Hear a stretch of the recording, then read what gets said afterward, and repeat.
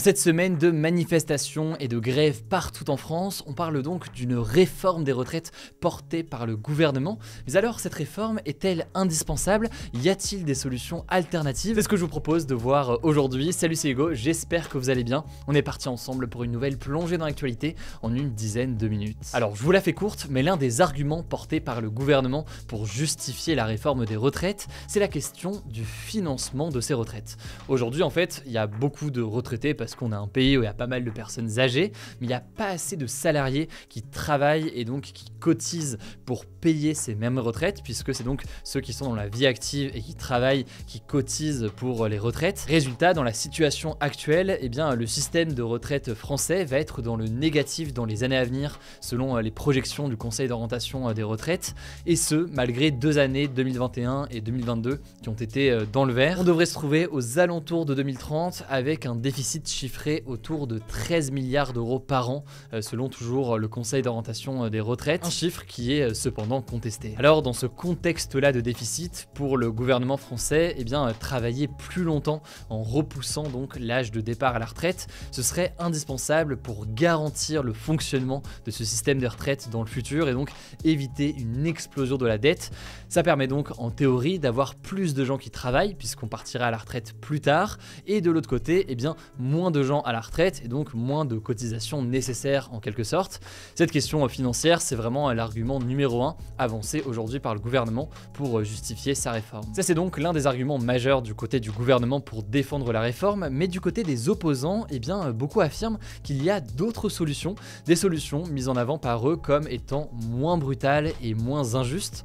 La première option, la première alternative qui a avancé par certains opposants, ce serait le fait d'augmenter un petit peu les cotisations de retraite. Les cotisations dont je vous parle ici, c'est donc les cotisations qui sont payées chaque mois par les salariés ou les personnes dans la vie active. Ça fait partie des sommes prélevées donc entre le salaire brut et le salaire net, mais c'est aussi quelque chose qui est payé en partie par les entreprises dans le cadre de ce que l'on appelle les cotisations patronales. Certains syndicats ou économistes donc proposent d'augmenter ces cotisations pour que, eh bien, il y ait davantage d'argent qui rentre pour financer les retraites, à voir après si jamais ces cotisations elles sont portées par les salariés ou alors donc par les entreprises. Alors là-dessus, selon l'économiste Michael Zemmour, il faudrait augmenter les cotisations de 4,50 € par mois en 2023 pour une personne qui a un salaire moyen en France, et puis ce montant augmenterait progressivement dans les années à venir. Mais là aussi donc la question est de savoir qui prendrait en charge tout simplement cette augmentation des cotisations. Aujourd'hui, le gouvernement français a déclaré s'opposer à cette augmentation des cotisations pour financer les retraites en disant que, eh bien, soit ça pesait sur les salariés et donc ça faisait une baisse de pouvoir d'achat de leur côté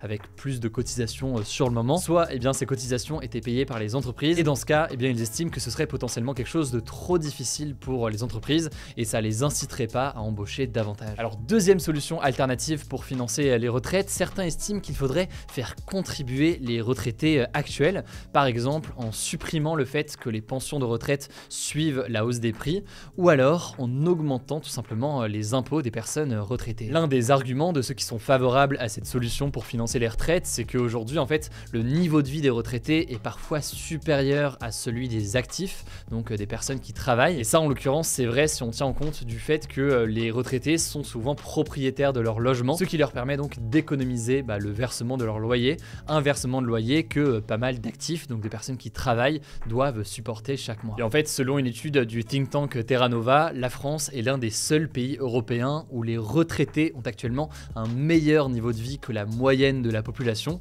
Autrement dit donc, certains estiment que faire contribuer les retraités pourrait être finalement quelque chose de juste. Mais là-dessus, eh bien, Emmanuel Macron a réagi. Il faut savoir qu'en 2017, lors de la campagne présidentielle de 2017, il était assez ouvert finalement à une telle mesure. Réforme où je demande aux retraités les plus aisés un effort qui n'est pas énorme, qui est d'1,7 point de CSG. Je leur demande pour leurs enfants et leurs petits-enfants. Mais aujourd'hui, Emmanuel Macron estime que faire contribuer davantage les retraités n'est pas juste. Sous-entendu donc, ce n'est pas à eux de faire un effort concernant les retraites, alors que eux ont déjà travaillé toute leur vie pour cette même retraite. C'est donc quelque chose qui fait débat, mais il faut quand même noter au passage que c'est une solution, cette question d'augmenter l'imposition ou autre des retraités, qui est sensible sur le plan politique. Il faut savoir que les personnes retraitées sont parmi les personnes qui votent le plus aux élections. Un retraité sur deux, par exemple, a voté aux élections présidentielles présidentielles et législatives contre par exemple un jeune sur 5. Et donc certains estiment que faire peser le poids comme ça sur les retraités, au-delà de la question de est-ce que ce serait une bonne idée ou non, ça a aussi disons un coût politique pour les prochaines élections pour le gouvernement. Bref, vous l'avez compris, il y a d'autres mesures qui sont portées par les syndicats ou certains économistes pour tenter de financer au mieux ces retraites. Et par ailleurs, évidemment, on n'a pas pu toutes les citer ici, mais je vous mets des liens en description si vous voulez en savoir plus. En tout cas, quoi qu'il en soit, on va entendre beaucoup parler de tout ça dans les prochains jours. Et il faut noter aussi qu'il y a dans tous les cas un risque important que cette réforme des retraites ne soit pas la dernière. C'est ce qu'avancent pas mal d'économistes. On aura donc l'occasion d'en reparler et d'essayer de comprendre pourquoi tout cela. En tout cas, je vous l'ai dit, je vous prépare une vidéo dédiée à cette question des retraites dans les prochains jours, donc pas d'inquiétude, vous y verrez plus clair, mais pour l'instant c'est pas forcément évident. Je laisse la parole tout de suite à Blanche pour les actualités en bref. Merci Hugo et salut à tous. On commence avec un point sur la grève contre la réforme des retraites qui a eu lieu ce jeudi partout en France. Selon le syndicat Solidaire, plus de 250 rassemblements ont eu lieu à Paris, Toulouse, Marseille, Lille, Rennes ou encore Bordeaux. La CGT a annoncé de son côté 400 000 manifestants à Paris. Alors on n'a pas encore les premiers chiffres remontés par les autorités au moment où je tourne ces actus, mais ils attestent d'une mobilisation très importante. Au niveau des grévistes, entre 70 et 100% des employés des raffineries Total ont fait grève selon les syndicats. Au niveau de l'école, il y a eu 70% d'enseignants en grève dans le primaire et 65% dans les collèges et lycées selon les syndicats. Alors concernant les chiffres du gouvernement, c'est un peu moins, 42% dans les écoles primaires et 35% dans les collèges et lycées. A noter aussi qu'Emmanuel Macron et 11 ministres étaient en déplacement en Espagne ce jeudi à l'occasion d'un sommet franco-espagnol à Barcelone, ce qui n'a pas manqué, vous en doutez, de faire réagir. Beaucoup ont en effet critiqué le fait que le gouvernement n'était même pas là pour en quelque sorte affronter les manifestants. De son côté, l'Elysée se défend en disant que le rendez-vous était fixé depuis octobre. D'ailleurs, depuis l'Espagne, Emmanuel Macron a défendu une réforme juste et espéré, je cite, des manifestations sans débordement ni violence. Deuxième actu à l'étranger, la première ministre de la Nouvelle-Zélande, Jacinda Ardern, a annoncé sa démission ce jeudi.